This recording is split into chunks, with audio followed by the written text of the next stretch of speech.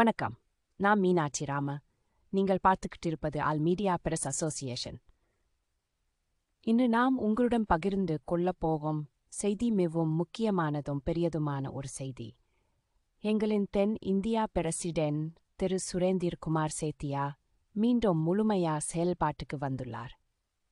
இனி தென்னிந்தியாவில் சமூக பிரச்சினைகள், பொதுநல விவகாரங்கள் மற்றும் அடக்கப்பட்ட குரல்களுக்காக நீங்கள் நேரடியாக திரு சுரேந்திர குமார் சேத்தியாவுடன் இணைந்து பணியாற்றலாம்.